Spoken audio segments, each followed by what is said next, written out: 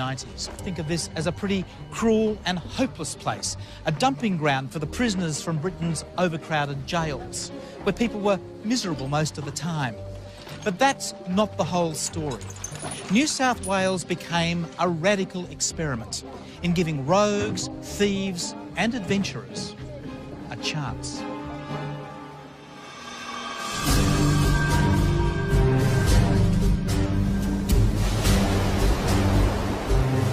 In 1790, the second fleet of English ships ever to go to the colony is on its way. On board are Lieutenant John MacArthur, his wife Elizabeth and their baby son. They're on their way to begin a new life. These are two very ambitious people.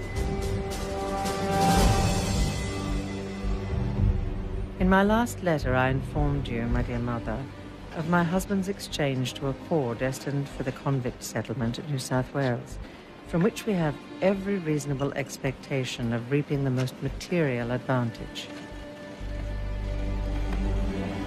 MacArthur and Elizabeth have had to fight to get this far in life.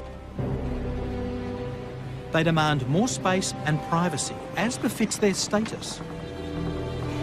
But then the second fleet is the Voyage from Hell. It is run by private contractors who normally work the slave trade. They're paid whether the convicts on board, who are the main reason for the colony existing at all, arrive dead or alive.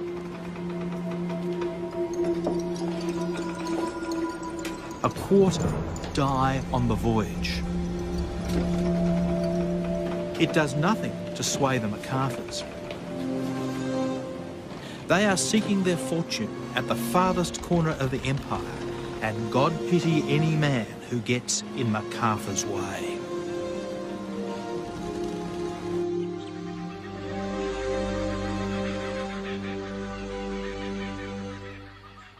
The Sydney town that awaits them has also been doing it tough. A tiny population of 1,000 people, nearly starved waiting for the second fleet. The MacArthurs arrived to a raw young community just over 2 years old, made up mostly of convicts.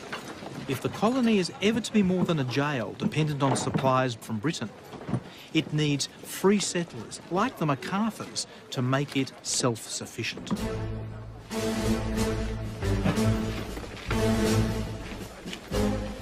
In the meantime, Lieutenant MacArthur has come to join these men, the soldiers of the New South Wales Corps, the troops sent to protect the colony. And he couldn't have timed it better.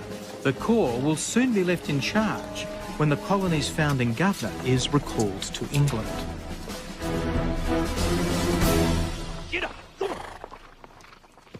In the years that follow, MacArthur and his fellow officers seize the opportunity left by the official vacuum to make their fortunes. As a member of the Corps, MacArthur is entitled to 100 acres of farmland, with convicts free of charge to work it. Before he's finished, he and Elizabeth will have a great deal more. Their farm and those of the other Corps members now deliver the produce needed to make the colony self-sufficient, a huge step forward in giving the colony a future. Gradually, the other smaller settlers, many of them ex-convicts, catch up as well. New South Wales is becoming more of a farming community than a jail for old lags. But all the farming land has to come from where? The short answer is from the Aborigines. As the white settlers take up more land across the 1790s, the Aborigines fight back. No one's asked them. The land is simply taken. By contrast, MacArthur has good relations with the local Durag people. Through careful negotiations, he avoids the violence and the troubles affecting other farmers.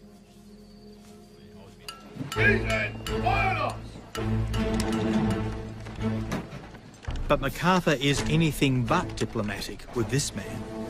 In 1800, Governor Philip Gidley King arrives to find a colony spiralling out of control. Despite the progress made with farming, the colony is awash with hard liquor. Over the last 10 years, the Corps have made a fortune importing rum. They purchase an incredible 7,500 gallons of the stuff and sell it on at great profit. The Rum Corps, as they will become known, even use spirits as a form of currency. Scenes of drunken and licentious behaviour become the norm. King is appalled and determined to assert control. He outlaws the officers' trade in rum and encourages other forms of power.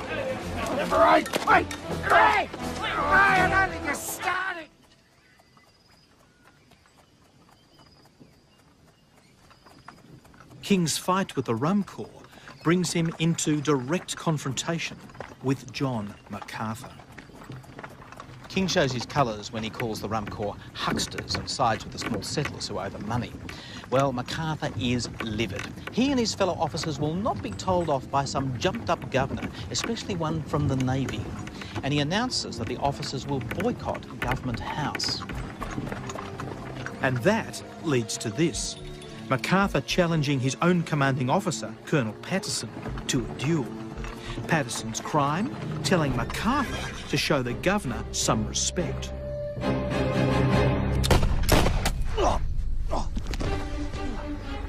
You will rot on Norfolk Island for this. Damn you, sir. I'm no serf. You've treated me with the blackest treachery. I demand a court-martial in London, point of honour. Oh, for heaven's sake! Excellent. You're bound for London forthwith.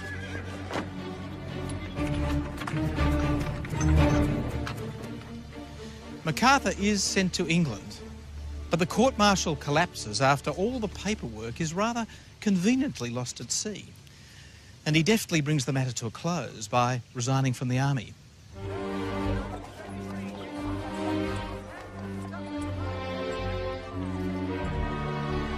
But London is a big, fat opportunity for MacArthur, and he makes the most of it. Far from slinking around the streets in disgrace, he lobbies the government to support a scheme to make the Australian colony a major wool producer. He wants land, and plenty of it. MacArthur. Banks. Sir Joseph Banks. Yeah. But it almost comes unstuck when he meets one of white Australia's founding fathers. Their talk will be the first small step to the Rum Rebellion. I was surprised to see you didn't bid for the Cheviot Rat. No, I like a sheep with wool on its face. You have a hard sun in Australia, as you well know. Indeed I do. I assume your intention is to take your purchases back to Australia immediately. Mm-hmm. If that is the case, you may well be unaware there is an Act of Parliament that forbids the exportation of English live sheep from these shores. Never heard of such a thing. But I'd be prepared to help you around this travail. And why would you want to do that? I'm interested to see the colony prosper. Well, there's only one thing I'm interested in seeing prosper, and I can do it without your help. Perhaps you're right. The Cheviot isn't suitable for New South Wales. I do hope, however, that the people of the colony share one of its qualities. Oh, yes. There's no fear of the wool being pulled over its eyes. I bid you good day, sir. He can't help himself, can he, MacArthur? Next stop, the corridors of power, and no less a personage than the Secretary of State for the colonies.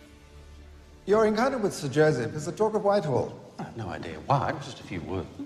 He's campaigning against the size of your grant. Words cost you dearly, my friend. He's determined to see the size of your land grant reduced. I asked for his help several years ago and was refused. Now, without explanation or forewarning, he approaches me in a public place. The man is a buffoon. Really? I can't see how my affairs are anything to do with him. Then you'll be none the wiser when things don't turn out the way you plan. Sir Joseph regards the Antipodes as his domain, you see. People take his views very seriously. They seek out his advice and, dare I say it, usually take it. Yeah, man, it was impertinent. And good Lord, the old boars in the country 30 years ago, it was all kangaroos and savages. Indeed. However, he says my land grant to you of 10,000 acres seems overly generous. There are many who agree with him. They say you fellows control too much already. Give the small settlers and ex-convicts a chance. That sort of thing. But it is done. Oh, yes, yes. In time, it will be done. For the moment, would you object to taking 5,000 acres at first, on the understanding that you'll receive the other 5,000 acres on completion of your undertaking? If that is the way it has to be, Lord Camden, that is the way it has to be.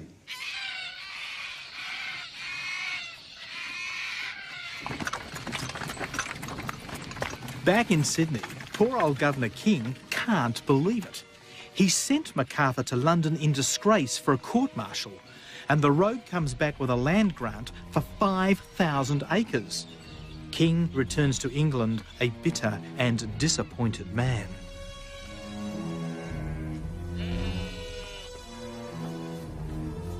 To add insult to injury, Lord Camden even gave MacArthur some prized merino sheep from no less a source than the royal flocks. He claims the colony's best grazing land. Known as the cow pastures, it had been protected by previous governors for the use of cattle that might feed the colony in times of need. But MacArthur ignores protests and takes the pastures for himself.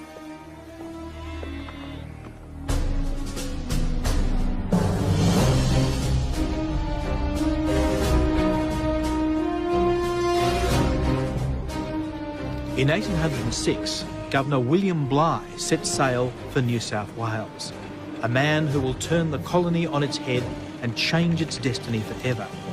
The Captain Bligh of the infamous mutiny on the Bounty. Bligh is an officer of great ability, but terrible temper, a commander who has turned loyal men into rebels. Accompanied by his daughter Mary Putland, Bligh is on a mission to sort out a troublesome colony. An appointment encouraged by no less than MacArthur's old adversary, Sir Joseph Banks.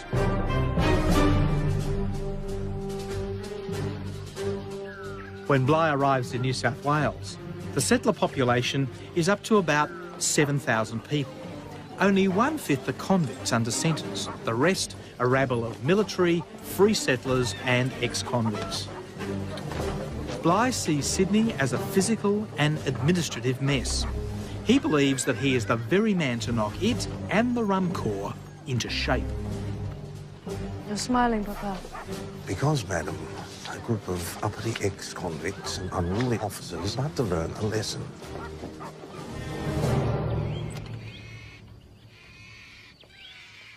Bligh sets to work immediately. He tries to end the rum economy by prohibiting the use of spirits as barter. But the real battle is about land. Mrs. Putland. Mr. MacArthur? I hope I'm not disturbing you, Governor. I understand there's been some talk about the land granted to me by Lord Camden. Now, I was originally offered 10,000 acres, half of which I've accepted, and with it have been doing my utmost to create wealth for this colony.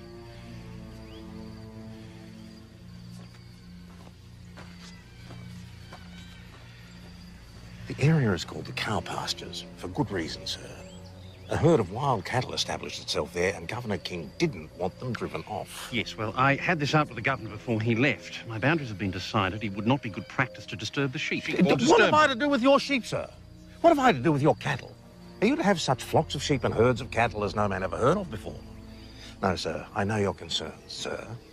You've got 5,000 acres of land, sir, in the finest situation in the country, but by God, you shan't keep it. But I remind you, sir, that land was granted to me by recommendation of the Privy Council by order of the Duke of Portland. Damn the Secretary of State. He commands at home. I command here. Well, it would not be my choice to seek redress through the law. However... Damn the law! My will is the law.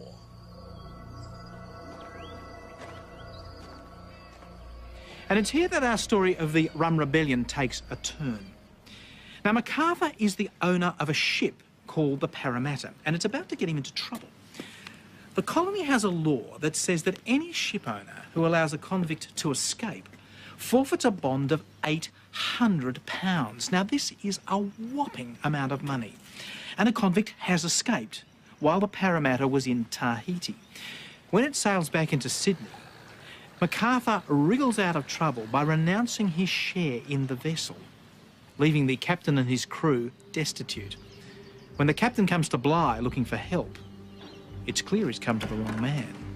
Governor, sir, my name's Captain John Glenn. I'm skipper of the Paramount. I know who you are, you scum.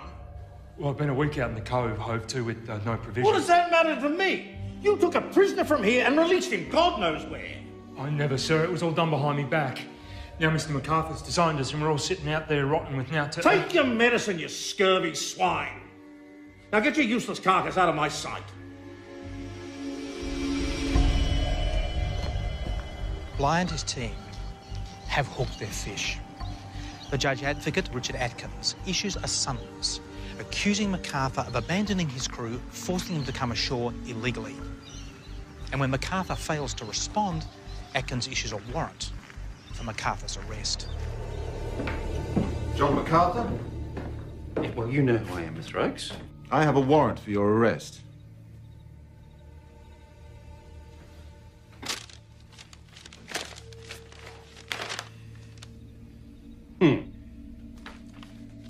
Well, Mr. Oakes, you will inform the persons who have sent you with this warrant, which I now have a copy of, that I will never submit to the tyranny attempted until I am forced. I treat this with loathing and contempt, as I do the persons who have directed it to be executed. Do you understand that, Mr. Oakes? You tell them that this warrant can only be meant as an insult to me. Now, they will probably be angry with you for disappointing their expectations, Higgins, but you may tell them in your excuse that I am a sort of gentleman you do not much like to force into anything, and that if they send you with another warrant, they should provide you with an armed force, because I looked in a desperate ill humour.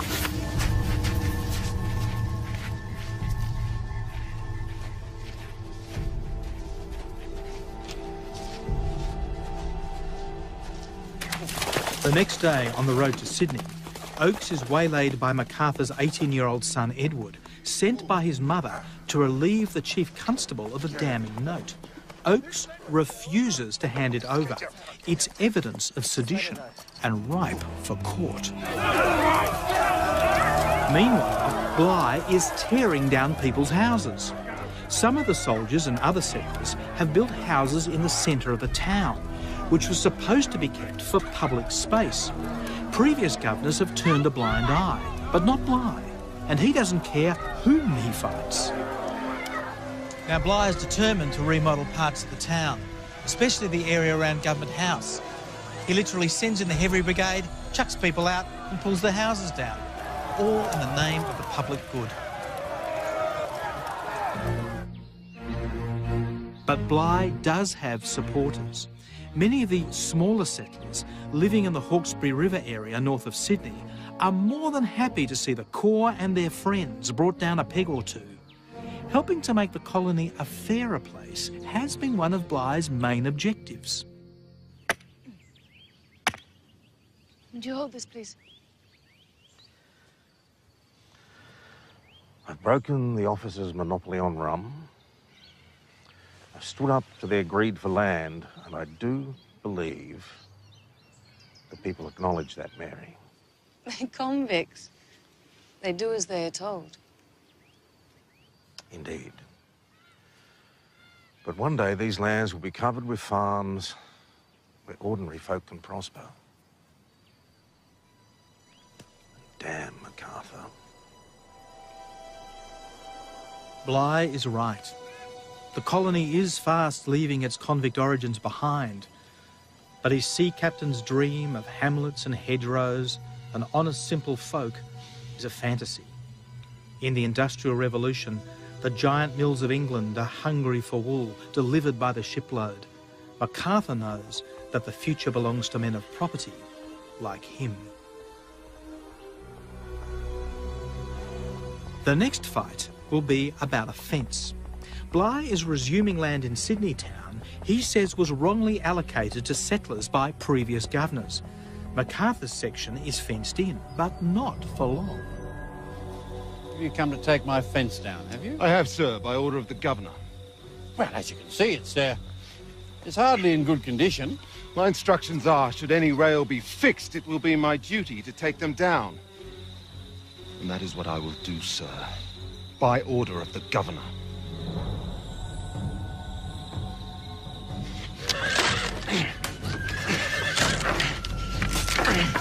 precisely what I will do, sir!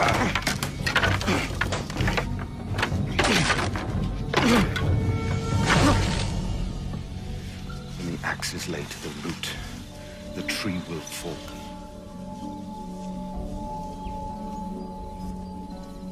But MacArthur has no intention of falling anywhere. He's seen governors come and go, and he knows back in Britain there are rumblings about how much power a governor should have anyway. In England, one of the most powerful advocates of democracy is Jeremy Bentham, and he's in no doubt that the governors of New South Wales are a pack of despots. The governor issues a proclamation. Whoever defies me, I will punish. And how shall this miscreant be tried? Why, by a court appointed by the governor himself. This is not law. This is the basest act of despotism. It's thoughts like these that move men to rebellion. But Major George Johnston, the commander of the New South Wales Corps, has no stomach for mutiny. Talking about treason. I was there when Bligh's henchmen took to poor Whittle's house and tore it to pieces. Tore it down in front of his crying wife and children. Yes, I heard. The men were obeying orders, doing their duty. And the man's a martinet, failed Navy man. Blythe, bounty for heaven's sake. He has treated the army with nothing but contempt. The men are ready to tear him to pieces. You were talking about treason? No. No, I'm talking about honour. We may have started out a penal colony, but by God, I will not be a prisoner to this man's will. On the 25th of January, 1808, MacArthur appears in the criminal court on charges of sedition over the Parramatta ship incident and of resisting arrest. On the bench are 6 officers of the New South Wales Corps and the Judge Advocate Richard Atkins. The officers act as magistrates hearing the case. What follows is a shambles, orchestrated by John MacArthur. I propose to read the indictment against John MacArthur, Esquire. Would the defendant please rise? I stand only to object most strenuously to the presence of you, sir, sitting in judgment of me. Mr. MacArthur, would you please be quiet and allow me to read the indictment against you? No, sir, I will not. You will, sir. Sit down and shut up. I propose the Judge Advocate shut up and let Mr. MacArthur vent his mind without interruption.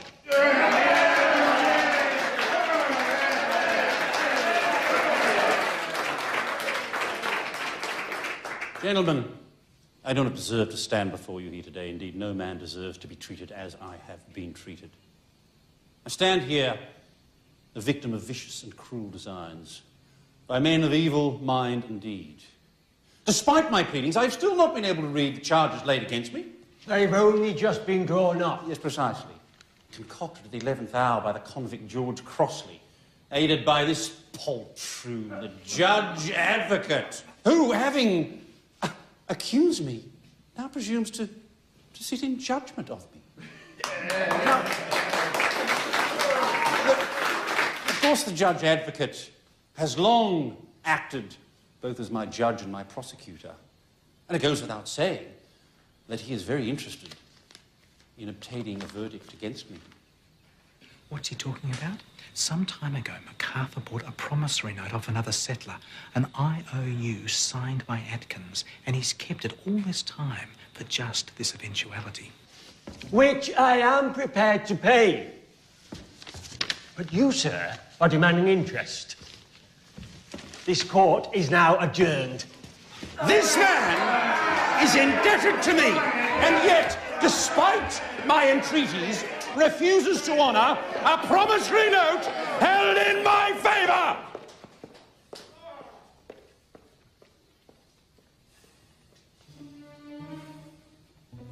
Now MacArthur takes the stage and, in a masterful piece of political spin, denounces Bligh's autocratic rule. You have the eyes of an anxious public upon you,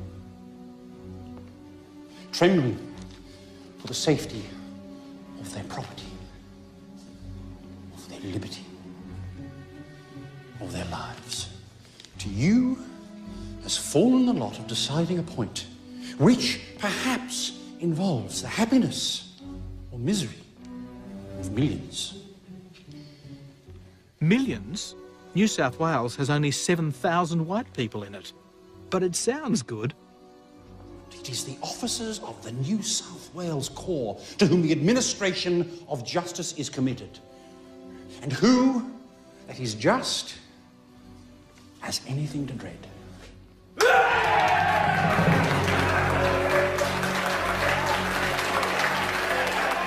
The magistrate sent a message to Governor Bligh, demanding that he find a replacement for Atkins, or they will appoint someone themselves. In the space of a morning, Macarthur has reduced the colony's court system to a farce. New South Wales is on its way to a military rebellion. They said the most foul things about you, sir, and they didn't spare me either. Damn their eyes!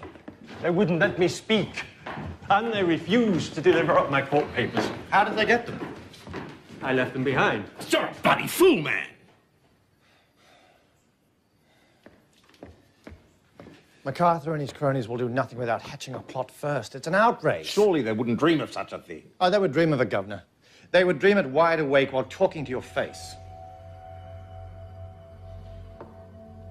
We'll start with the magistrates. I'll dismiss them. Every officer on that bench, I'll throw them in irons. We'll see how they judge that. While the rebel magistrates wait for an answer from Governor Bligh, he calls on the military commander, Major George Johnston, to intervene. But there appears to have been a slight accident. What does he damn well mean? He's unable to see, sir. He said it would endanger his life. Did he explain in a note? He has injuries. His leg, I think. Oh, he writes with his foot, does he? Well, he does look bruised, sir. He fell out of his carriage going home last night. What? He was on his way home from the Corps' mess dinner and he seems to have taken a tumble. What? Classic case of drink driving, or maybe just a very convenient excuse. He fell out of his gig, sir. What in blazes am I to do? My Corps commander is making me pay for enjoying himself too much. Do you think I should suffer such damnable insolence? He seems most determined not to see you, Excellency.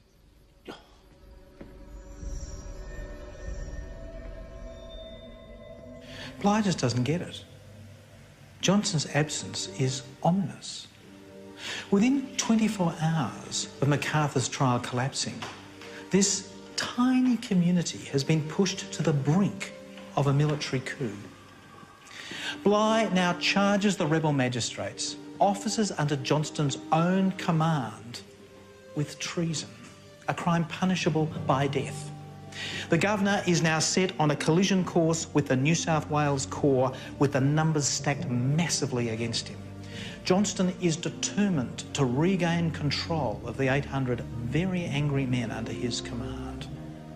Bligh inflames the situation by arresting MacArthur and locking him in jail. Events come to a head around 5 p.m. on the 26th of January 1808, an anniversary we now celebrate as Australia Day. Johnston meets the rebel magistrates. He's made his decision. Hold your tongues! Gentlemen, we have to block his path to the Hawkesbury. The Corps are in a fury. Yet again, wild Captain Bligh has impugned the honour of the army, and the men are talking mutiny. We're together in this. Bligh himself may try to mobilise his own supporters among the small settlers out on the Hawkesbury. In defiance of Bligh, Johnston releases MacArthur from prison and takes control of the rebellion, which is rapidly unfolding. Gather your men, form ranks, and fix bayonets. Listen up. Check your firelocks. Shoulder, firelocks. At the ordinary time, march! In the space of just 1.5 hours, Johnston, MacArthur and the Corps have made the momentous decision to march on Government House and place Bligh under arrest. Government House is taken by surprise.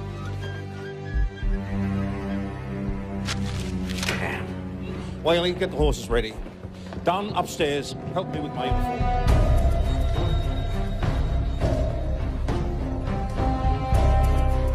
It is only 700 metres from the main military barracks to Government House. Bligh has no time to escape. Governor Blaster, the main guard is out and priming and loading. Keep yourself cool, Whaley. Go and observe what's going forward. Yes, sir. Well, it appears, Robert, that Major Johnston seems to have decided we're not doing a good enough job. But whatever he might think, Governor, he deserves to swing at the end of a rope for his impudence alone. To buy time for her father, Mary takes matters into her own hands. Stand aside, girl! You'll only get yourself hurt! Stand aside! Get up! Stand up!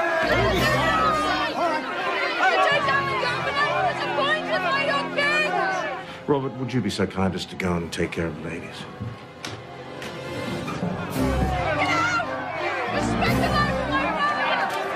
Madam, come away!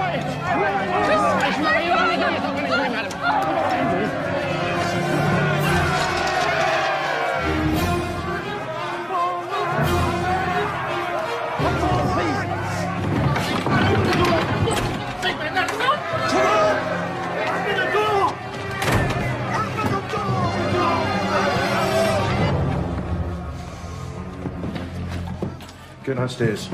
Try and delay them as long as you can. I think you better let him in, Dunn. They'll only do your mischief and drive a bayonet through your glass if you don't. Stand aside! Where is Governor Bly? Search the room! Stand aside! Stop right there! Stop right there! Stop right there! Now stand down! Where is he? Where is he?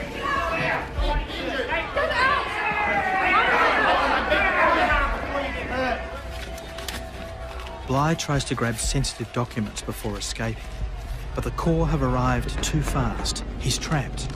The soldiers search the house and its outbuildings for 2 hours, and they can't find him.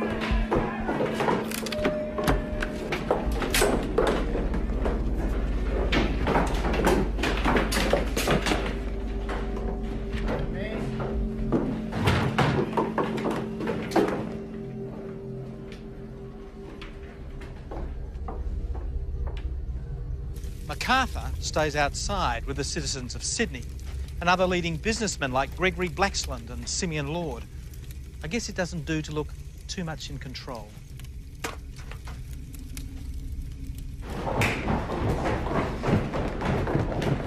Got a peek from his miserable eyes, sir. Damn me eyes! I will find him. Soldiers back upstairs again.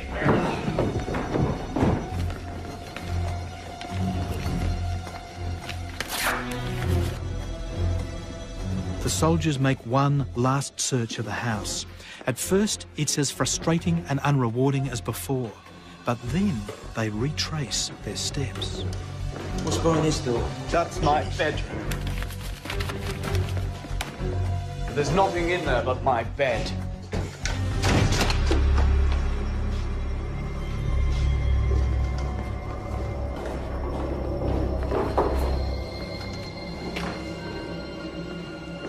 Let's see.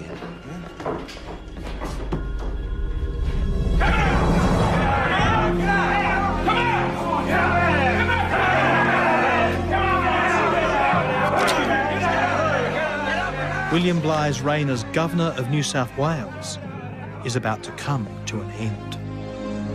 Here it is! Here it is! The governor is found!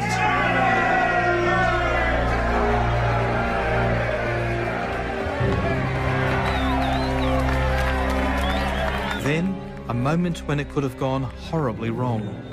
Mind yourselves, he might have a weapon! Come, sir! Put up your sword! I have no arms! Put up your sword! I will run you through! Keep the men off.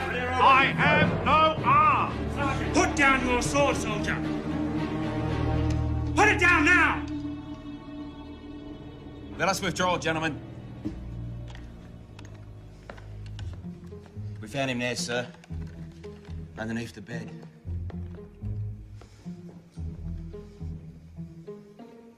Come on. I will safely see you downstairs if you will allow me. Will you take my arm, sir? Thank you, Whaley. I'm perfectly safe with Mr. Minchin.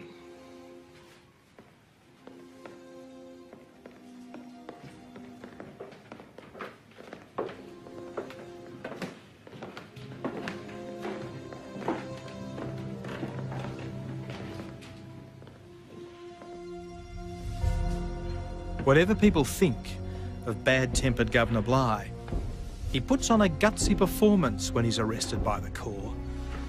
But what feelings must consume him? Here it is, the dreadful business of mutiny. Just like the Bounty all those years ago, it's happening again.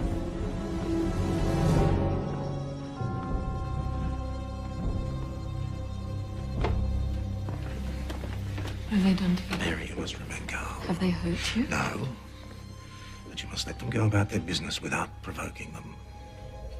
I thought when they found you, they were... Mary, you must let me deal with these men in my own way. Major Johnson wishes to speak with you. This document purports to be a warrant issued by the men of property. The idea is to make the overthrow of Bligh look legal. You are charged by the respectable inhabitants with crimes which render you unfit to exercise supreme authority in this colony for a moment longer. Signed, George Johnston, Acting Lieutenant Governor.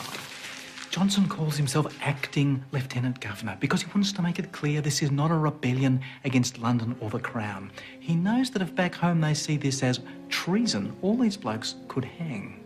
The author of the document is John MacArthur. Well, you can see why he doesn't want to take the credit.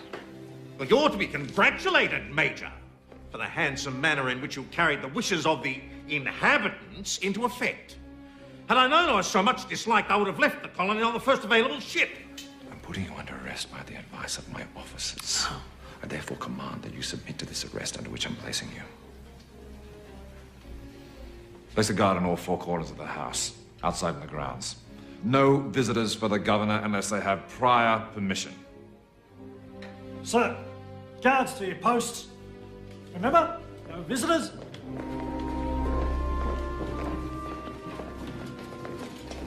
Now the spin starts.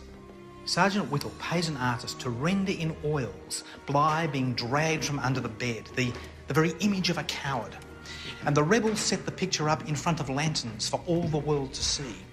And it doesn't matter that Bligh could scarcely have fitted under that servant's bed.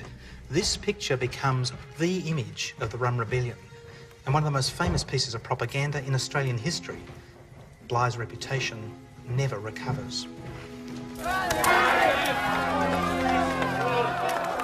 The night after the coup, the town goes mad. People light bonfires and burn effigies of Bligh. They roast lamb on a spit and drink themselves silly, cheering and toasting the leaders of the rebellion.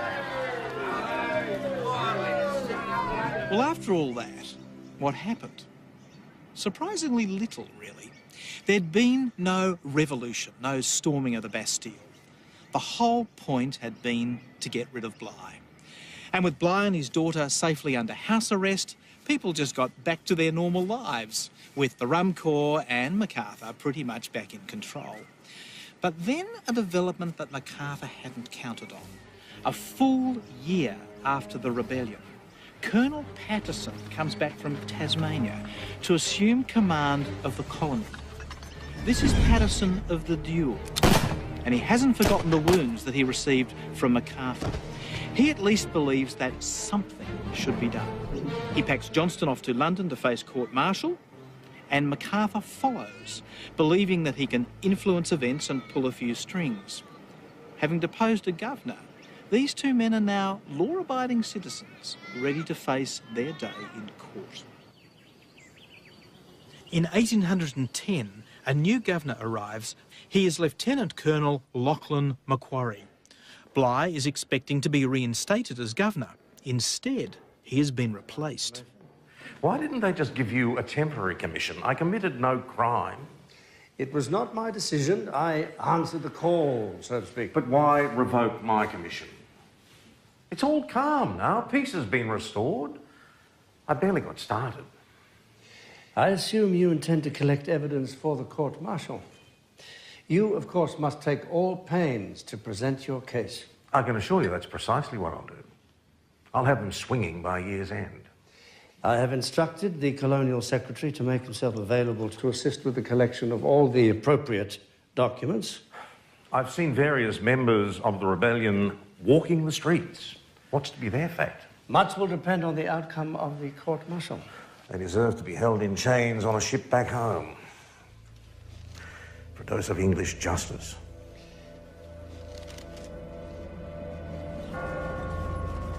London, 3 years later, and the only trial of the Rum Rebellion finally gets underway. The army court-martials George Johnston for mutiny, a hanging offence. But Johnston is a sideshow. The man really on trial is Bligh, desperate to justify his own behaviour as governor and expose John MacArthur as the man responsible. I would wish to ask this witness whether, in all the instances that may be deemed causes of the mutiny, there was any one instance where he was not concerned directly either as principal or party. I don't exactly understand the question. I conceive the arrest was occasioned by the dread that was entertained of the 6 officers being sent to jail and the resentment that would have been excited amongst the soldiers and the inhabitants, the dread of an insurrection. Such were my own motives. This is not what my question goes to, but to ascertain whether there were any other causes that produced the insurrection. None at all. Do not answer in haste. It seems that the first cause for grievance is the detention of that ship of yours and the forfeiture of £800. The next is about a post that was taken away from your ground, and these seem to be the principal parts of all the causes of the revolution. Yes, well, those things I have no doubt caused great dissatisfaction, but I've never heard them assigned as reasons for the governor's arrest, nor any other reasons assigned other than the dread of an insurrection. Were you not with the troops on the 26th of January? And did you not, as they marched up to Government House, give directions to several of the men, and particularly the music? No, I have no recollection of anything of the kind. Was not the paper signed by most of the officers and several other persons requesting Major Johnston to arrest the governor in your handwriting? Yes, it was. Where was it written and when? I was informed that Major Johnston had been earnestly urged to arrest the governor. I advised Major Johnston to get a written requisition. He acquiesced in it, and I then immediately wrote the paper alluded to.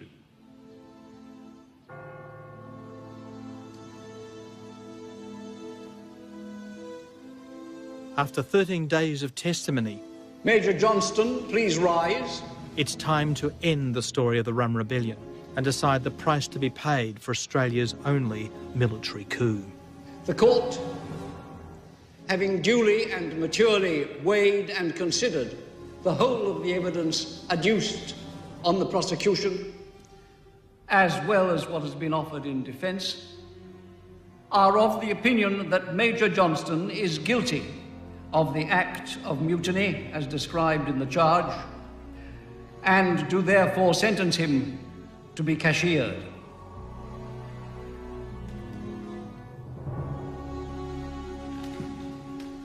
Which means they've sacked him from the army. Men found guilty of mutiny can find themselves dancing at the end of a rope, so the court's gone easy on Johnston. He's now free to go back to New South Wales and his wife and kids. Really, this verdict is a slap in the face for Bligh, especially after he's worked so hard to nail MacArthur. A devastated Bligh seeks comfort from his patron, Sir Joseph Banks. Oh, no doubt MacArthur used his influence with Lord Camden. And Johnston has friends in estimable places. Mutiny and treason don't seem to trouble people these days. Oh, everyone knows poor Johnston was used. A surgical instrument dipped in rum. I'm told one of the judges was unable, through ill health, to attend on crucial days of judgment. He wanted nothing less than the full measure of the law to be meted out. Did they read out my declaration? Yes. I thought they should know some of the history before they start calling me a coward, hiding behind some damn bed. They need to know that I served with and was thanked personally by Lord Nelson himself. I know. It was read. Did the court entertain any motive for the outrage performed on me and the colony? No, they deemed it to be some folly. No, it was no folly. We know why they did it. We all know why they did it.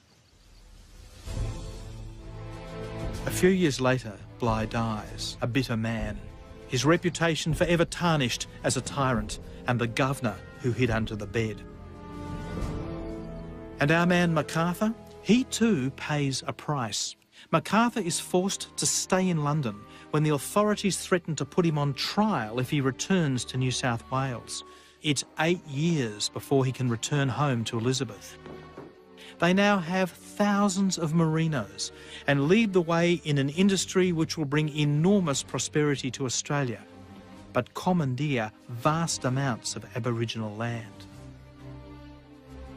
MacArthur is not the man he was. In his later years, he'll go insane, but not before he's locked horns with yet another governor and left his indelible mark on the history of Australia. The Rum Rebellion is notable not for its violence, but for the fact that no one got hurt. In the absence of democracy, the people of Sydney had changed a government which had become unacceptable. It didn't usher in a new world order, but it does show that many of the people had started to care about government, ambition and justice. They may have come here as rogues, but they were starting to reinvent themselves as a nation. The man who would drive that process dramatically further was Bligh's successor, Governor Lachlan Macquarie. Macquarie, more than anyone, saw the potential for Australia moving beyond its beginnings as a convict colony, not just for the country, but for the convicts themselves. Macquarie wanted to give the prisoners a fresh start. He cleaned up Sydney and erected gracious buildings such as these. And he made friends and colleagues of many ex-convicts and set lots of them up with farms. Now, Macquarie was no saint. He was often vain and reckless with money. But he realised a great truth, that many of the ex-convicts and their children were no longer exiles. This had become their home.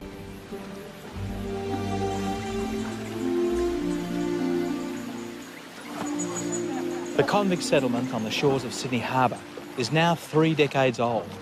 And in this place of exile, a great miracle is unfolding.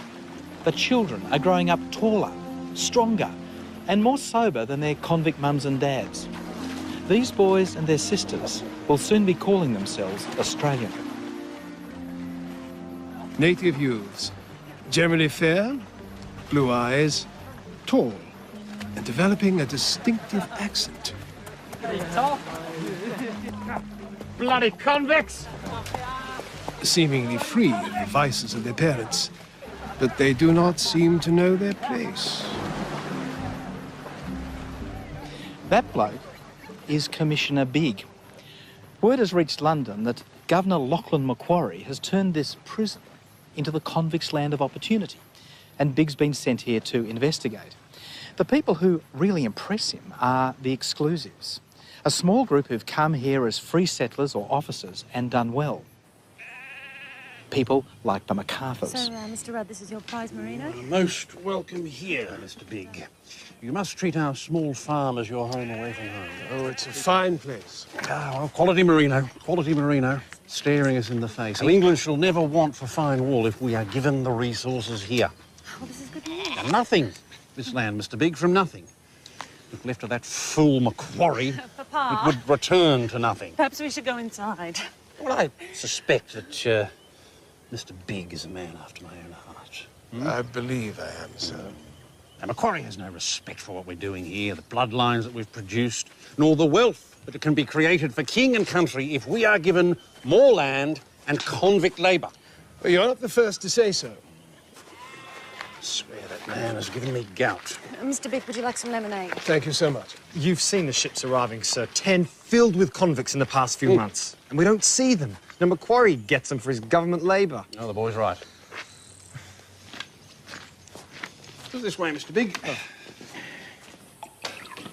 Well, don't tell me an ex-convict can sit on a jury. They're not impartial. How can they be? They will want to bring respectable people down to their level. That is the convict's way.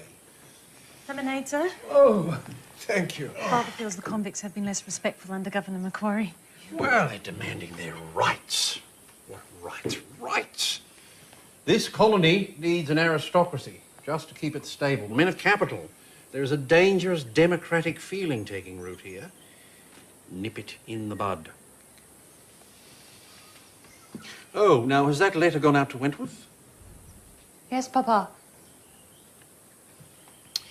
Yes, private matter, a marriage proposal. Rejected. Unsuitable.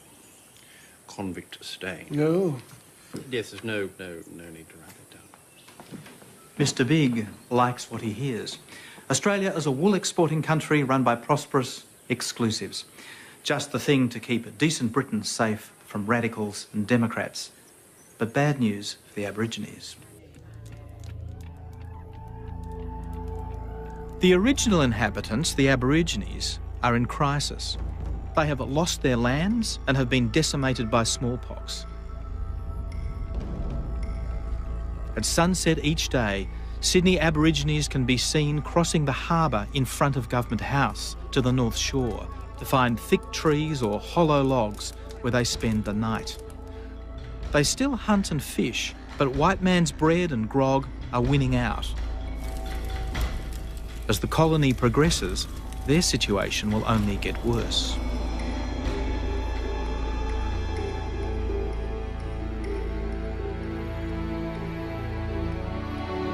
"10,000 miles away, on the other side of the world in London, the colonial-born son of a convict, W.C. Wentworth, is studying law.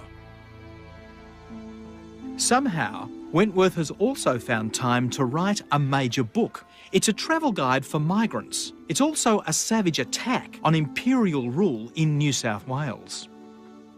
My sole aim, my only aim, my sole aim is to promote the welfare and prosperity of the country which gave me birth.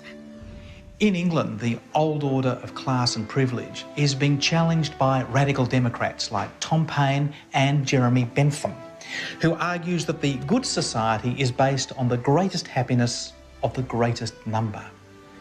Free representative governments are the only foundation on which the prosperity and happiness of communities can safely repose.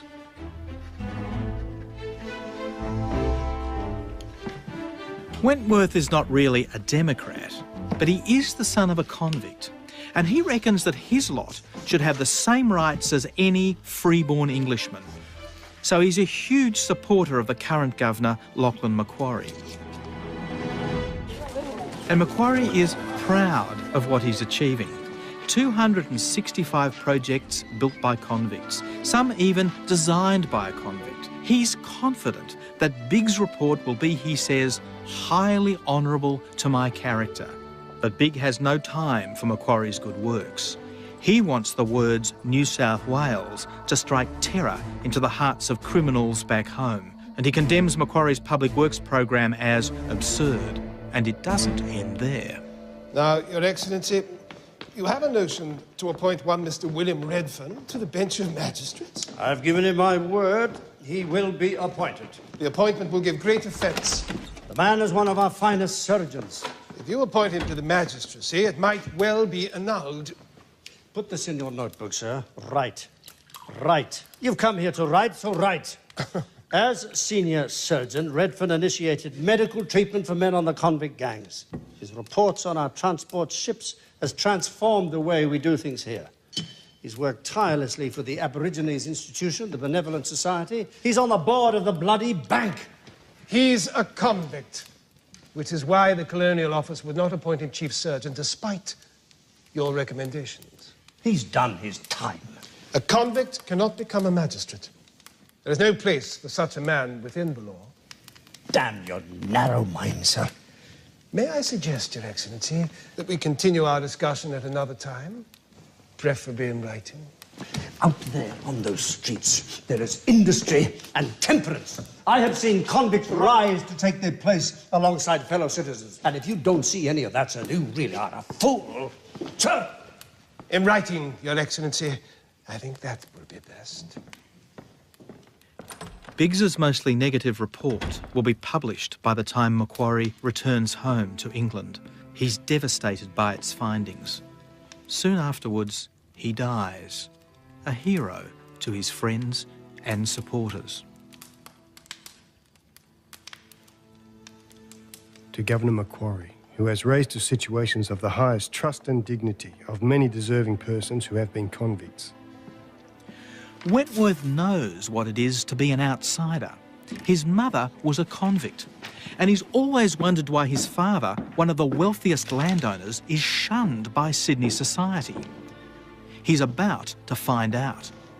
A pamphlet written by an English MP exposes his father's hidden past as a highway robber. This on top of John MacArthur's letter rejecting Wentworth's offer of marriage to his daughter Elizabeth.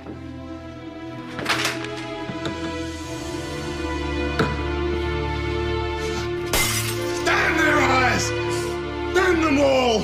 So, of course, Wentworth dreams of a colony where convicts and their children can aspire to greater things.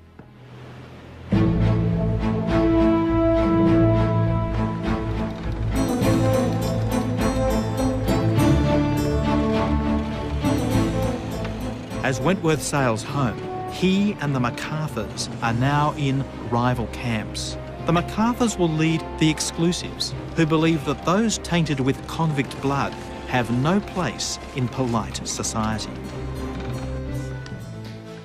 Back in Sydney, Wentworth issues a rallying cry to the emancipists, the ex-convicts and their children. He is on a crusade to win self-government for all whites in the colony and to make his own mark on history. I will create for myself a reputation which shall reflect splendour on all who are related to me, and remove the fangs of the MacArthurs from New South Wales. He's persuaded fellow barrister Robert Waddell to come back to Sydney, and together the pair have set up a newspaper named defiantly The Australian. After a year, Wentworth relinquishes his share. From now on, his battleground will be the courts.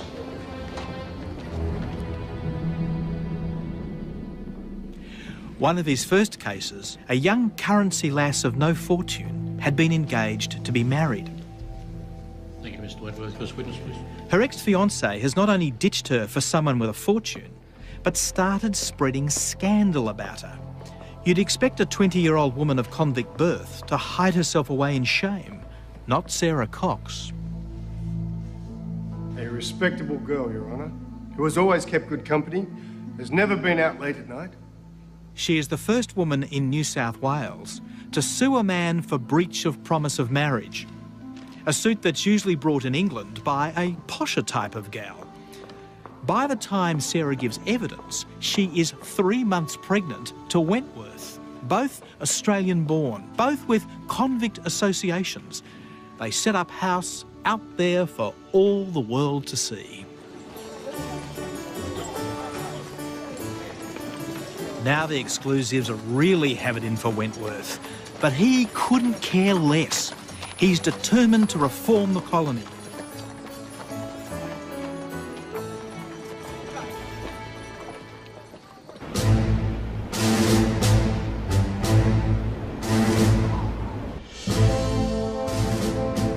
And now into this harbour of discontent sails Governor Sir Ralph Darling, formerly Governor of Mauritius, and a man with a nose for seditious nonsense. Wentworth and the convict faction loathe him before he's even got off the boat. And 6 years later, he'll leave this place wondering what the hell went wrong. So what was this Sydney town like? By 1825, the European population of New South Wales has grown to around 36,000 people. Nearly half are migrants or emancipists. You'll find moneyed men of sail, trade and banking, convicts and sailors from around the globe. It's a place to reinvent yourself, make your fortune. Racing, boxing and drinking are the main sports, along with scandal and gossip. The crime rate here is actually no greater than that of London, and the punishments are no less severe.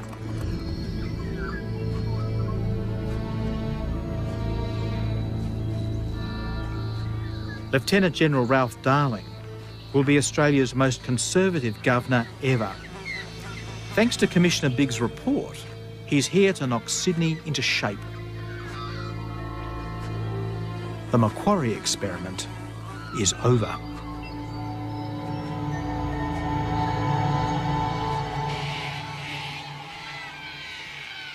Well, we're not in Mauritius now, are we, Ralph? I suspect the convicts on that little island are going to seem like saints compared to this lot. So, where do we start? Reorganise the place. Public service is a mess. Their filing system is a disaster. Then I think perhaps a series of boards, land boards, urgently needed. If you can find the calibre of officers to serve. Well, we found them in Mauritius. We'll find them here. And you, my dear? I'm told the servant class girls need a school, a residential school. I take it you're not asking me. I'd need to build it, train the teachers. I'll build it myself. I'm sure you will, my dear. I'm sure you will. With God's help. We're all going to need that.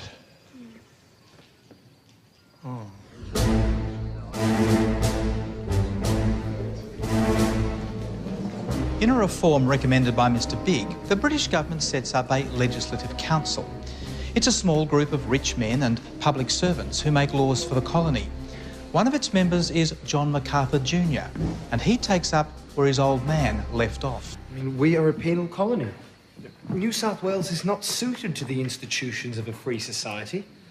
We know that there are those tainted with the convict stain, agitating for representation in this place, and to be allowed to sit on juries. It is our duty to resist this, to resist the radicals and the Republicans, to resist the convict faction. So the battle lines are clear. What's more, Darling's been told that he will still make land grants to free settlers, but there'll be no more grants for ex-convicts. Wentworth rises to the fight. He wants a world in which the convict stain no longer exists. Macquarie's dream of building a fairer society cannot be abandoned. Wentworth embarks on a campaign of rowdy meetings and petitions back to England. The same rights for every British subject as the crown itself is the birthright of the king. To liberty! To the Australasian heart! The Australasian heart!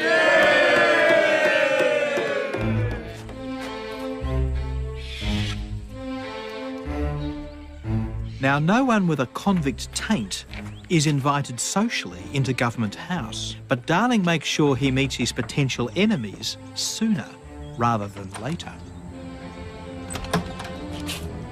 At this stage, Wentworth is still developing his strategy, but his fellow Australians want jobs and access to land, and they want to be free of the stigma attached to their birth. But Wentworth has more sweeping reforms in mind. He wants trial by jury, the right of emancipists to serve on juries, and he wants freedom of the press. Let's not kid ourselves. Wentworth's not some sort of equaliser. He's not going to lose any sleep if the needy get left behind. And as for the true native-born, the Aborigines, he shows no interest in their rights at all. Mr. Wentworth. So you founded the Australian newspaper, Mr. Wentworth? My colleague, Mr. Wardell, now runs the newspaper. Well, I must say it's a rather vigorous press. No pulling of punches. We enjoy our newspapers here. Interestingly, with less restrictions than in Great Britain itself. And we'd like to keep it that way. A colleague of mine warned me that a free press in the colony of New South Wales was rather akin to putting a printing press in Newgate Prison. Well, I see no reason to provoke any antagonism by introducing unnecessary restrictions, a licence, taxation, given that I've been treated very well by the press so far. Yes, well, that won't last. It's inevitable that the upright military man and the lover of wine and women will come to blows. And it's the case of two light-fingered privates that gives Wentworth the excuse to roll up his sleeves. Private Sudds and Private Thompson think they are nicking a piece of cloth. In fact, they are stealing a place in history. The unusual thing about these blokes is that they want to get caught. Regular soldiers get lousy pay to endure boredom, brutality and homesickness, and Sudds and Thompson want a life. They reckon that convicts in the colony have it a whole lot easier. Assigned hours, agreed rates of pay, and when they've done their time, they can even apply for land grants. But times are changing. Governor Darling is determined to make an example of these two. He steps in and makes their punishment a whole lot tougher.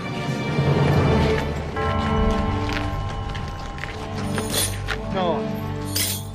No! No, please, no. Francis Forbes is the first Chief Justice of New South Wales, a position recommended by Big, like a one-man high court. One of his jobs is to ensure that the laws made here are not repugnant to the laws of England. The sentence handed down was transportation to a secondary penal settlement for 7 years. An example has to be set. Your Excellency might reconsider. No. 7 years hard labour, in chains, on the roads. Wentworth and his mates want to nail Darling as an autocrat. He's just played right into their hands.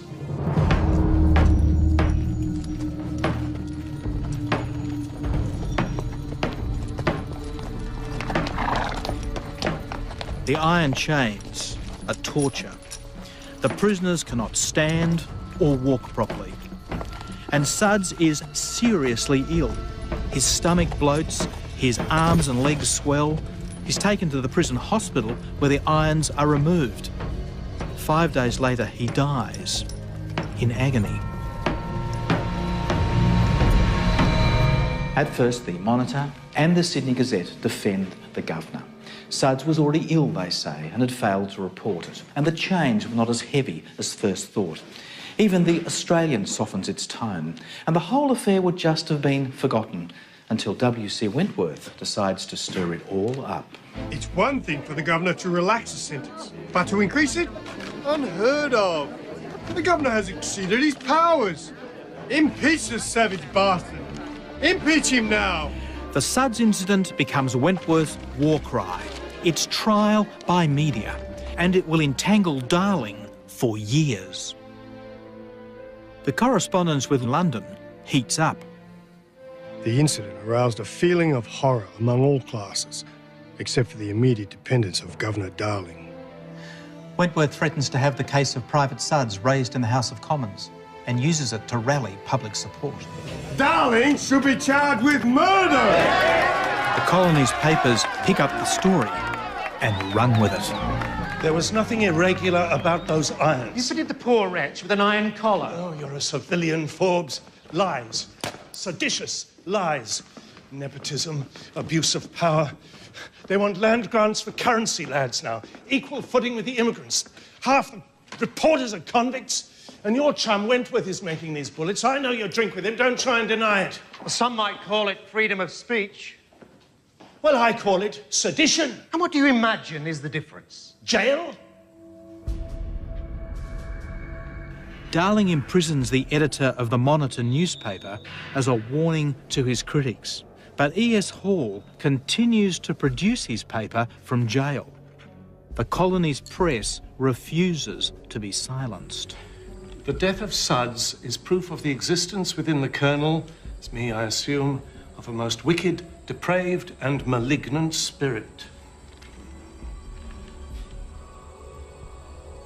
Dear God. Even the length of Darling's penis is fair game. Dear Sir, would to heaven that we knew the length of his member, for surely so much wisdom and magnanimity argue something superhuman. The tranquility of the colony must be preserved. The rift between these two is growing wider every day. Forbes is a liberal. He believes that all individuals have rights and protections under the rule of law. Darling believes that a Liberal is just a radical with manners, and that the colonials should do as they are damn well told. Perhaps the time is right to take up Lord Bathurst's suggestion. Issue licences to the newspapers. Forfeited if the proprietor is found guilty of seditious libel or blasphemy. Serious stuff. Darling drafts the legislation, but he needs Forbes's support. After a couple of weeks' deliberation, Forbes decides that while the press might be licentious, any attempts to muzzle the papers would be in effect unconstitutional, that it would be repugnant to the laws of England. Damn! To Chief Justice Forbes. Hey! To William Charles Wentworth. To the land, boys, we live in. To Australia!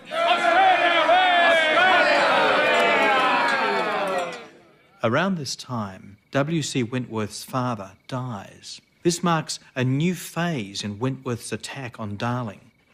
Now a rich man, he has nothing to lose. Or else he wants to honour the promise that he made to his father to reach society's summit.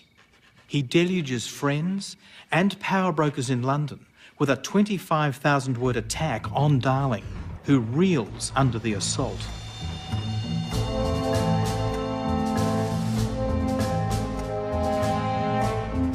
The chains used were instruments of torture. I urge you to file a bill of impeachment against Governor Darling for his crimes against humanity. The whole proceedings amounted to an attempt to cover up a misdeed that was tantamount to murder. In New South Wales, a hearing is called into the Sudds and Thompson case. All rise.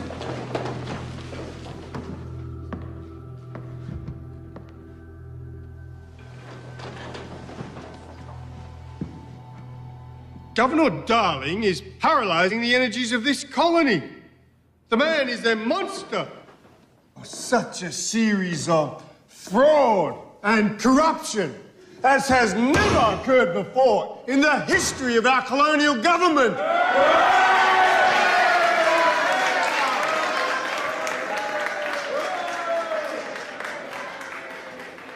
The Sudds and Thompson trial Dear God, I wish I'd never heard their wretched names. was not illegal. Well, we knew that. The governor altered the sentence before the men were transported. The size of the chains is governed neither by law nor usage. Oh, Governor Darling is exonerated in the death of Sudds. Mud sticks, Eliza. Mud sticks. What Darling can't know is that he'll still be facing these charges a decade from now before the House of Commons, thanks largely to outrage generated by W.C. Wentworth. I do wonder, Ralph, if even an angel from heaven could get on in New South Wales. Only if the angel bet on horses and liked to drink.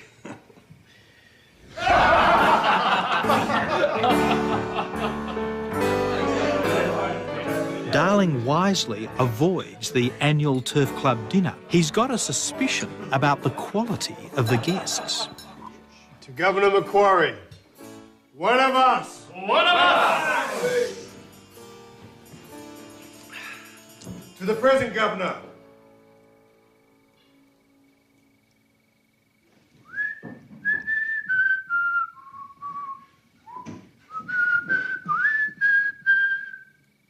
Our apprentice Tom may now refuse to wipe his scoundrel master's shoes, but now he's free to sing and play over the hills and far away, over the hills and far away. Yes, we're all free men, it's what we say, over the hills and far away. Darling comes down like a ton of bricks. He dismisses government officers associating with Wentworth or Waddell. He launches charges of sedition against the Australian, and he withdraws his membership of the Turf Club. The man is working 16 hours a day, and it's starting to show. In his own mind, he's given this place what it needed: stern discipline and an orderly bureaucracy. And it's not as if this is the first place that he's been governor. But Sydney is different from Mauritius. It's complicated, messy, and tough, and it's populated by rogues of every description. Rogues who reckon that they have rights. Darling knows that his own career is in trouble unless he gets a good report card in England. Unfortunately for Darling, just a few blocks away, Jane New is strolling down George Street. She will be a thorn in Darling's side forevermore. Jane was transported to Tasmania for nicking cloth back in England. Life can be pretty brutal for female convicts, but Janie's done all right. Here's how it works. She's still serving out her sentence, but she's been assigned to her husband James as his servant. They've moved here to Sydney, where James has opened a pub and also deals in luxury items such as silk. What Jane does next will affect the rights of every settler in the colony. As you see, it is very fine quality, huh?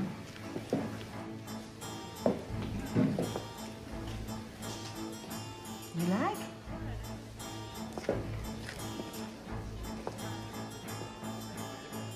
I think your wife will like it very much. Hey! Arrête! Arrête! Stop her! She robbed me! She robbed me! She robbed me! Her! Hey! Oh, this is not fair! It is not right! What, just because she is beautiful, you let her get away, huh? Oh. You men! You are all the same!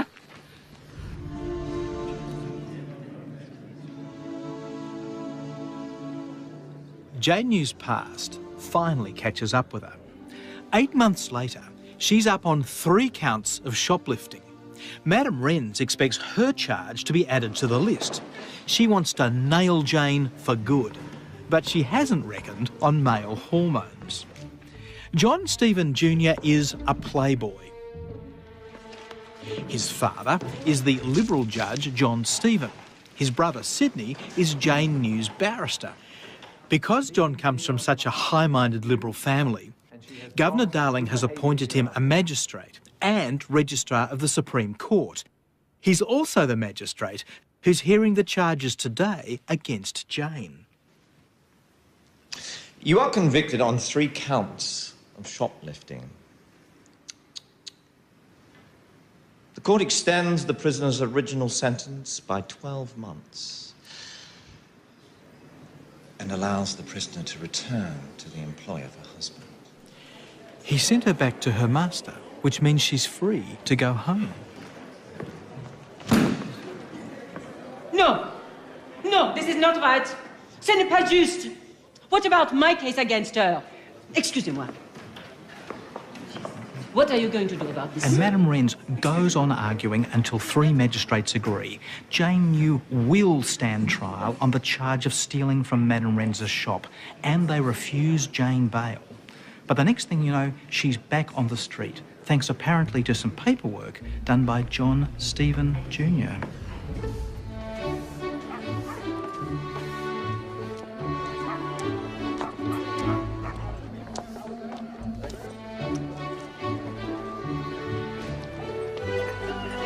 Vous, voleuse! You thief! Who's she talking to, I wonder? Thief! You are a thief! Oh, a thief, am I? A thief? Am I supposed to be scared? How'd you get out of the jail, huh? How'd you get let off the boat? That's what I'd like to know, garlic muncher. Just because you lost the war, Froggy. I will get you. Right. Il y a vraiment quelque chose de faux dans cette histoire. But Madame Wrens is determined. She knows that nicking cloth worth more than £2 is a very serious offence. She writes to the convict board and she hits the mark. Darling orders the police to imprison Jane to await trial. 6 months later, Jane New's trial is playing to packed houses. The courts here are like theatres, full of stories of comedy and tragedy, and the spectators know that Jane New could be sentenced to hang by the neck. Oh oui, c'est un morceau de tissu de... Madame Wrens certainly knows her rights. She rejects the court interpreter and asks to use a friend. Yes, this is part of a piece of silk taken by the prisoner. Sûr et certain. Definitely. C'est un motif unique, hein? It is a unique pattern.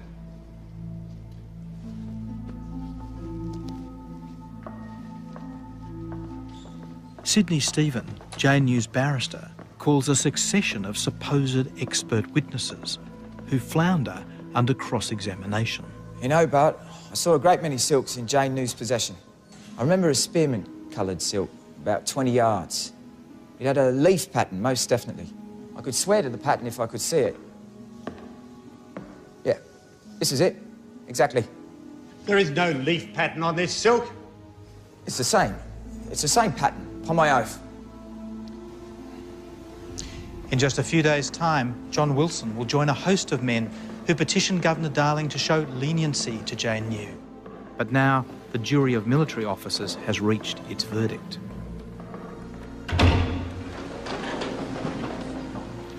We find the defendant, Jane New, guilty.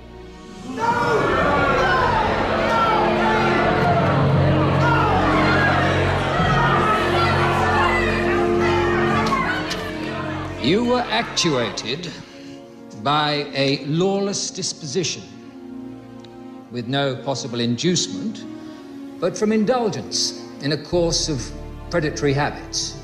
Justice has at length overtaken you. For the prisoner Jane New, I order sentence of death to be recorded.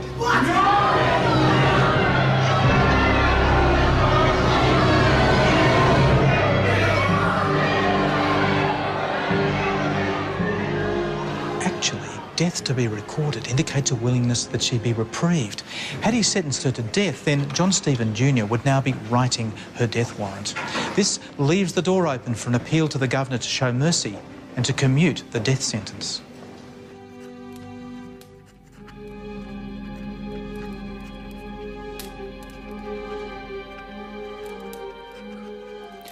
John Stephen Jr. goes to work. He's completely besotted with Jane New, and he fakes evidence to get her off. And he asks his chums from the big end of town to sign a petition calling on the government to review her sentence. Stephen gives the petition to Chief Justice Forbes for him to lay before the Executive Council.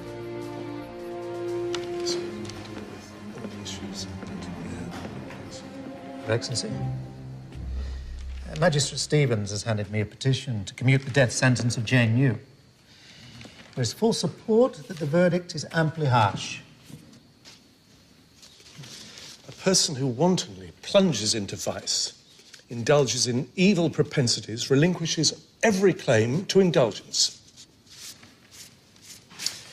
I am prepared to commute the death sentence and impose a sentence of 14 years hard labour in Moreton Bay on our Mrs. New. 14 years at the penal settlement of Moreton Bay, a sentence almost as bad as death. But Jane New is in luck. Your Excellency, there's a serious anomaly here. We need to look back at when the crime was committed. We tend to imagine that the convicts were subject to cruel and arbitrary punishment, and at places like Moreton Bay that's certainly true. But this is a system which is taking meticulous care of Jane New's rights, even though she's a repeat offender.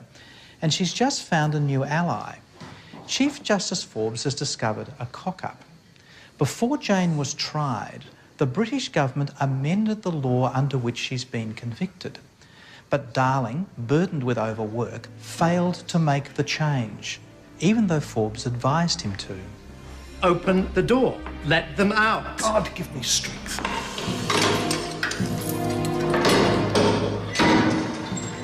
The legal loophole means that those prisoners convicted under the obsolete law will have to be released.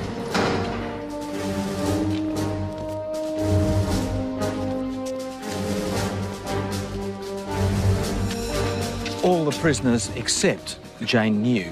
Darling is incensed and is determined to make an example of this convict upstart.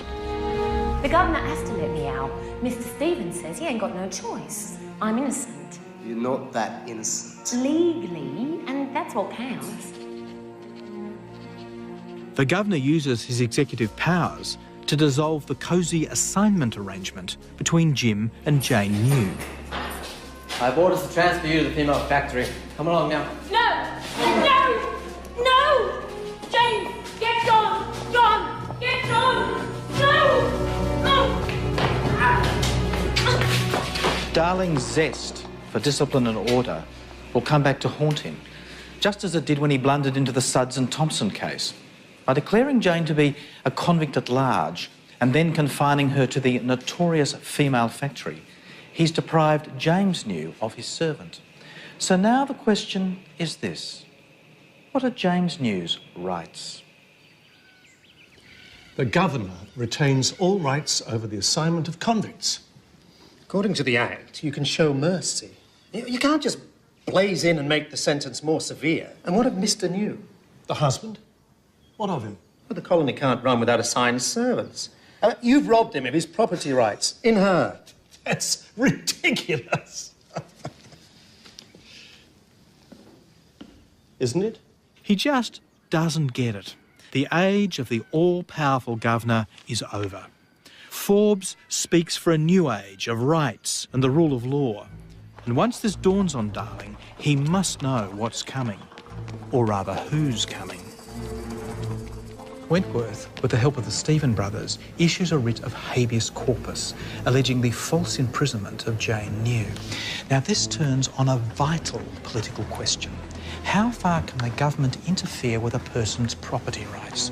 You see, Jane New, as an assigned convict, is the property of her husband, James. Can the governor rightly deprive this man? Deprive him of his servant? The governor has no power to interfere in the assignment of a convict. But the governor has consigned this woman, a woman who should never have been brought to trial, to the hellhole of the female factory, contrary to the most fundamental principles of British justice. Wentworth, at this stage, probably feels that victory is in his grasp. After days of deliberation, here's the Chief Justice back with the court's decision.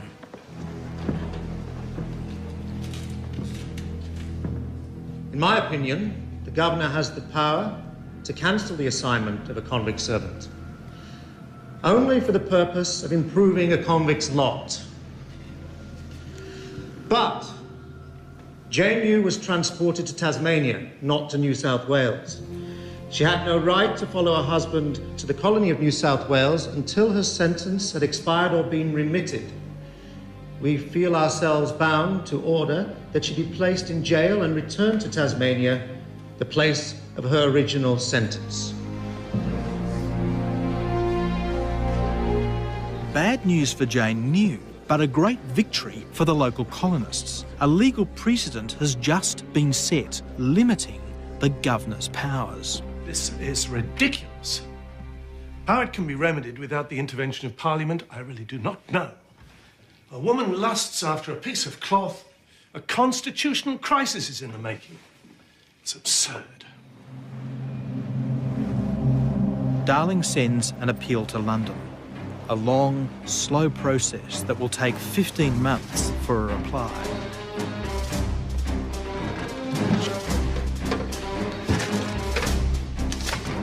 Finally, in the winter of 1830, the dispatches on Chief Justice Forbes' decision arrive. England orders Darling and Forbes to stop bickering. Then, a surprise. London questions the legality of Forbes' ruling on the limits of the governor's power. Darling feels vindicated and lets fly.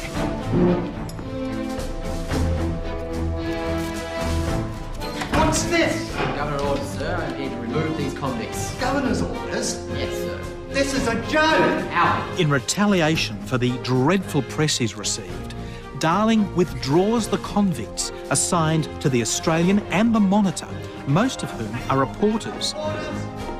And foolishly, he writes home boasting about it. This time, he's gone too far. His bosses in London rap him over the knuckles. He is never again to use his power to silence his critics. Wentworth joins John Stephen Jr. for a drink to celebrate Darling's comeuppance. But Stephen is much more interested in love than law.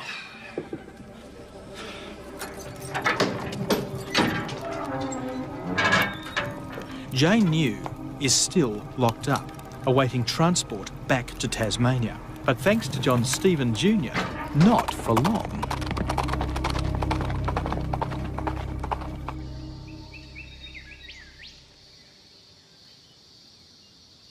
John Stephen rents a poky little room from a family living in an isolated cottage. He tells them the sad story that their tenant is Mrs. Dixon, the victim of a violent marriage, and he's just looking out for her welfare. But it's a small community, and Jane is a celebrity. It's not long before tongues start to wag.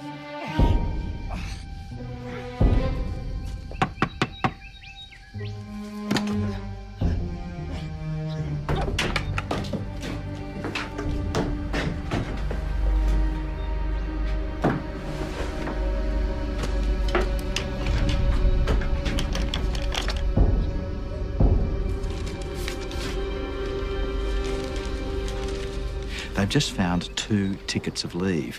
Now, this is an official government document that gives a convict the freedom of the colony. One's for Mrs. New, and the other is for her alter ego, Mrs. Dixon.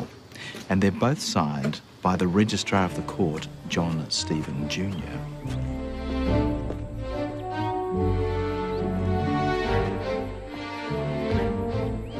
Knowing that Stephen drinks with Wentworth, Darling is careful not to inflame him.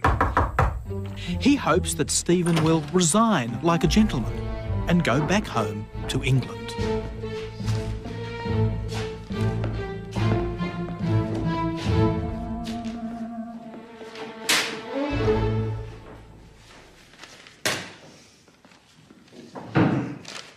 They are forgeries, Your Excellency. Yours, sir. They're not mine, sir. Other letters granting Jane New leave to stay at home during her trial. And these letters, sir, in your hand. Governor Darling is soon to be recalled. Soon to be recalled! A mischief maker, sir. But not myself.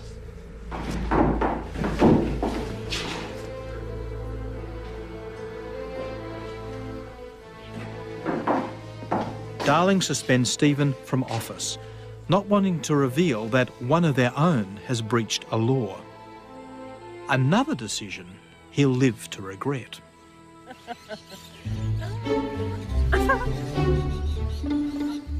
Perhaps the romance of John Stephen and Jane New inspires Wentworth. With 3 young children and another one on the way, the man who once dreamed of joining his name to the MacArthurs marries the convict, Sarah Cox.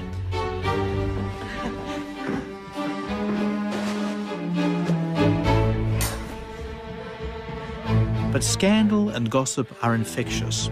In about 12 months' time, Wentworth's mistress, Jemima, will also bear him a child. Speaking of infectious...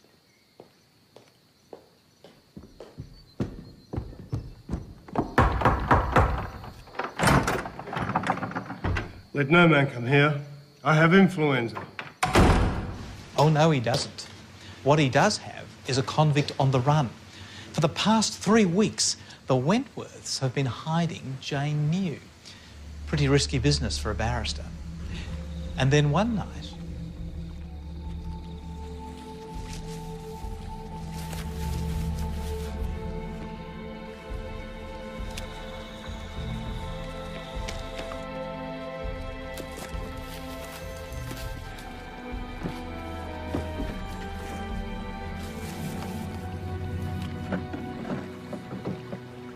A short time later, John Stephen sailed for London, where he made sure the papers vilified Darling as the monster who'd murdered Private Sudds.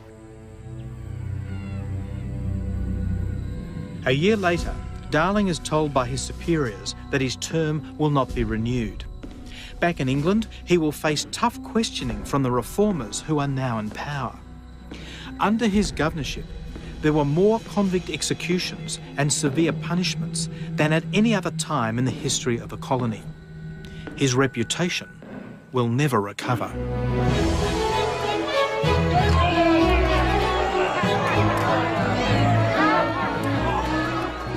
For Darling's departure, an open house party was held by a victorious Wentworth. Free food and grog for all! This land, lads, we live in. Good riddance and damnation to the defective autocratic rat of a man who came here to stamp on liberty and grind her into the soil. And we colonists have an equality of rights and privileges with the king's subjects in the old country.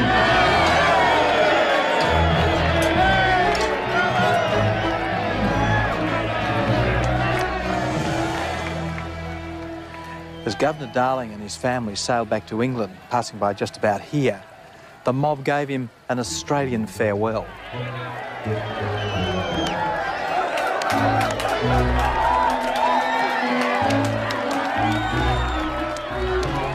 He must have left wondering what he'd done to deserve 6 years of New South Wales.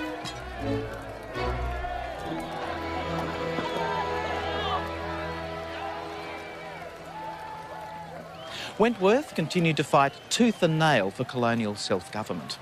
But he was never a full-blooded Democrat. He never wanted a system in which the common labourer had an equal vote with the man of property. But that's exactly what happened. 25 years later, the first democratically elected parliament. And the delicious irony is that the old rogue helped to pave the way. As for that cunning little thief Jane New, she slipped out of history. And that leads to this. MacArthur challenging his own commanding officer, Colonel Patterson, to a duel. Patterson's crime? Telling MacArthur to show the governor some respect.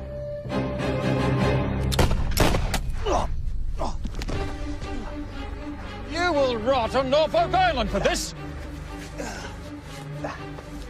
Damn you, sir. I'm no serf. You've treated me with the blackest treachery. I demand a court-martial in London, point of honour. Oh, for heaven's sake!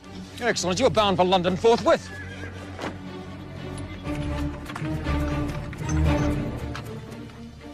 MacArthur is sent to England, but the court-martial collapses after all the paperwork is rather conveniently lost at sea. And he deftly brings the matter to a close by resigning from the army.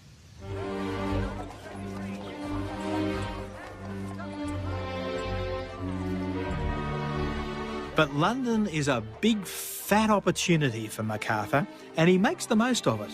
Far from slinking around the streets in disgrace, he lobbies the government to support a scheme to make the Australian colony a major wool producer. He wants land, and plenty of it. MacArthur. Banks. Sir Joseph Banks. Yeah. But it almost comes unstuck when he meets one of white Australia's founding fathers. Their talk will be the first small step to the Rum Rebellion. I was surprised to see you didn't bid for the Cheviot Rat. No, I like a sheep with wool on its face. We have a hard sun in Australia, as you well know. Indeed I do. I assume your intention is to take your purchases back to Australia immediately. Mm-hmm. If that is the case, you may well be unaware there is an Act of Parliament that forbids the exportation of English live sheep from these shores. Never heard of such a thing. But I'd be prepared to help you around this travail. And why would you want to do that? I'm interested to see the colony prosper. Well, there's only one thing I'm interested in seeing prosper, and I can do it without your help. Perhaps you're right. The Cheviot isn't suitable for New South Wales. I do hope, however, that the people of the colony share one of its qualities. Oh, yes. There's no fear of the wool being pulled over its eyes. I bid you good day, sir. He can't help himself, can he, MacArthur? Next stop, the corridors of power, and no less a personage than the Secretary of State for the colonies. Your encounter with Sir Joseph is the talk of Whitehall. I have no idea why, just a few words. He's campaigning against the size of your grant. Words cost you dearly, my friend. He's determined to see the size of your land grant reduced. I asked for his help several years ago and was refused. Now, without explanation or forewarning, he approaches me in a public place. The man is a buffoon. Really? I can't see how my affairs are anything to do with him. Then you've been none the wiser when things don't turn out the way you plan. Sir Joseph regards the Antipodes as his domain, you see. People take his views very seriously. They seek out his advice and, dare I say it, usually take it. Yeah, man, it was impertinent. Good Lord, the old boars in the country 30 years ago, it was all kangaroos and savages. Indeed. However, he says my land grant to you of 10,000 acres seems overly generous. There are many who agree with him. They say you fellows control too much already. Give the small settlers and ex-convicts a chance. That sort of thing. But it is done. Oh, yes, yes. In time, it will be done. For the moment, would you object to taking 5,000 acres at first, on the understanding that you'll receive the other 5,000 acres on completion of your undertaking? If that is the way it has to be, Lord Camden, that is the way it has to be.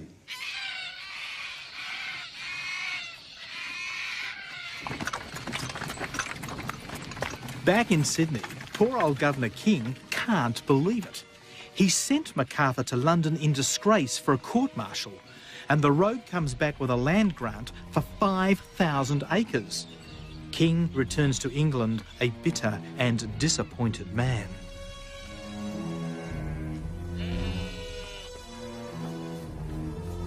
To add insult to injury, Lord Camden even gave MacArthur some prized merino sheep from no less a source than the royal flocks.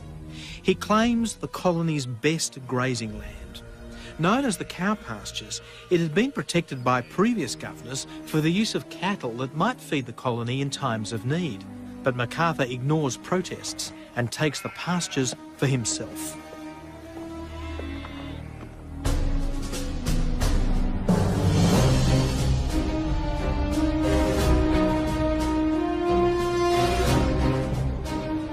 In 1806, Governor William Bligh set sail for New South Wales, a man who will turn the colony on its head and change its destiny forever. The Captain Bligh of the infamous mutiny on the Bounty. Bligh is an officer of great ability, but terrible temper, a commander who has turned loyal men into rebels. Accompanied by his daughter Mary Putland, Bligh is on a mission to sort out a troublesome colony. An appointment encouraged by no less than MacArthur's old adversary, Sir Joseph Banks.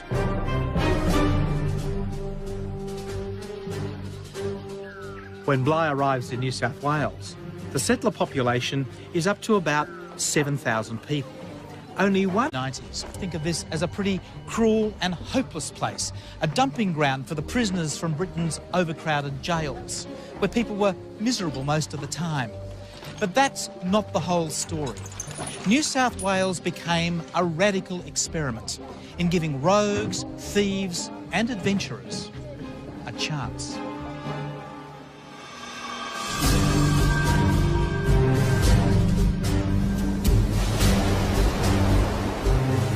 In 1790, the second fleet of English ships ever to go to the colony is on its way. On board are Lieutenant John MacArthur, his wife Elizabeth, and their baby son. They're on their way to begin a new life. These are two very ambitious people. In my last letter, I informed you, my dear mother, of my husband's exchange to a corps destined for the convict settlement at New South Wales, from which we have every reasonable expectation of reaping the most material advantage. MacArthur and Elizabeth have had to fight to get this far in life. They demand more space and privacy, as befits their status. But then the second fleet is the voyage from hell. It is run by private contractors who normally work the slave trade. They're paid whether the convicts on board, who are the main reason for the colony existing at all, arrive dead or alive.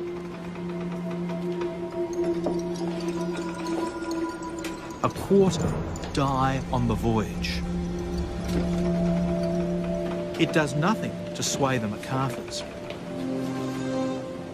They are seeking their fortune at the farthest corner of the empire, and God pity any man who gets in MacArthur's way.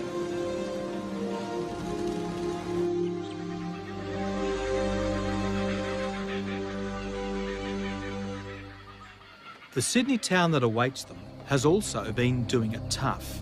A tiny population of 1,000 people, nearly starved waiting for the second fleet. The MacArthurs arrived to a raw young community just over 2 years old, made up mostly of convicts. If the colony is ever to be more than a jail dependent on supplies from Britain, it needs free settlers like the MacArthurs to make it self-sufficient.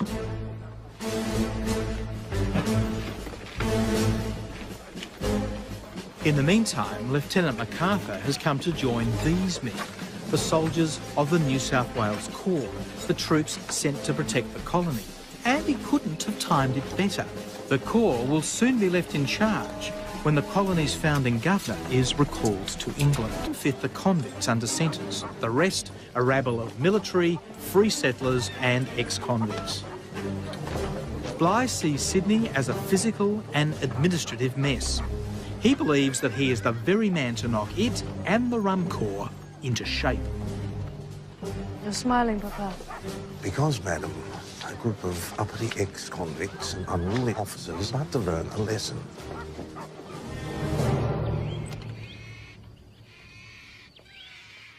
Bligh sets to work immediately. He tries to end the rum economy by prohibiting the use of spirits as barter. But the real battle is about land. Mrs. Putland. Mr. MacArthur? Hope I'm not disturbing you, Governor. I understand there's been some talk about the land granted to me by Lord Camden. Now, I was originally offered 10,000 acres, half of which I've accepted, and with it have been doing my utmost to create wealth for this colony.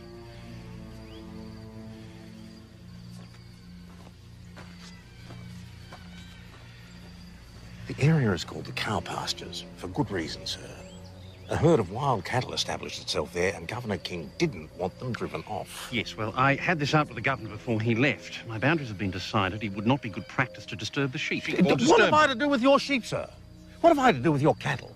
Are you to have such flocks of sheep and herds of cattle as no man ever heard of before? No, sir, I know your concerns, sir. You've got 5,000 acres of land, sir, in the finest situation in the country, but by God, you shan't keep it. But I remind you, sir, that land was granted to me by recommendation of the Privy Council by order of the Duke of Portland. Damn the Secretary of State. He commands at home. I command here. Well, it would not be my choice to seek redress through the law. However... Damn the law! My will is the law.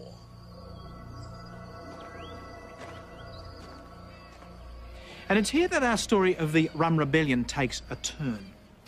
Now, MacArthur is the owner of a ship called the Parramatta, and it's about to get him into trouble.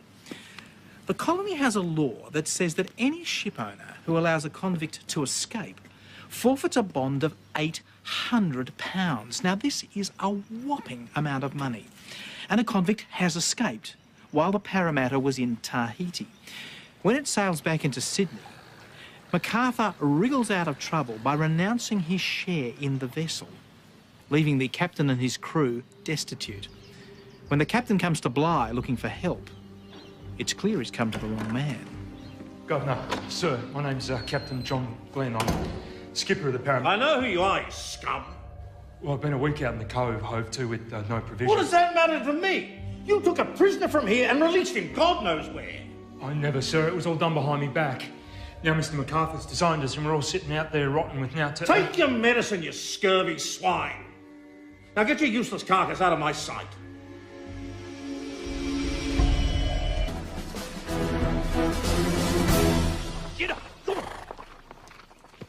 In the years that follow, MacArthur and his fellow officers seized the opportunity left by the official vacuum to make their fortunes. As a member of the Corps, MacArthur is entitled to 100 acres of farmland, with convicts free of charge to work it. Before he's finished, he and Elizabeth will have a great deal more. Their farm and those of the other Corps members now deliver the produce needed to make the colony self-sufficient, a huge step forward in giving the colony a future. Gradually, the other smaller settlers, many of them ex-convicts, catch up as well. New South Wales is becoming more of a farming community than a jail for old lags. But all the farming land has to come from where? The short answer is from the Aborigines. As the white settlers take up more land across the 1790s, the Aborigines fight back. No one's asked them. The land is simply taken. By contrast, MacArthur has good relations with the local Durag people.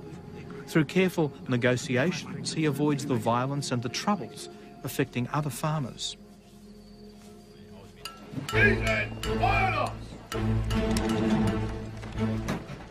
But MacArthur is anything but diplomatic with this man. In 1800, Governor Philip Gidley King arrives to find a colony spiralling out of control. Despite the progress made with farming, the colony is awash with hard liquor. Over the last 10 years, the Corps have made a fortune importing rum. They purchase an incredible 7,500 gallons of the stuff and sell it on at great profit. The Rum Corps, as they will become known, even use spirits as a form of currency. Scenes of drunken and licentious behaviour become the norm. King is appalled and determined to assert control. He outlaws the officers' trade in rum and encourages other forms of pay. Right, wait, hey! I don't think you're starting.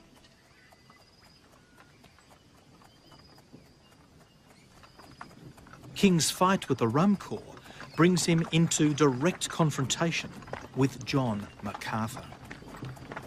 King shows his colours when he calls the Rum Corps hucksters and sides with the small settlers who owe them money.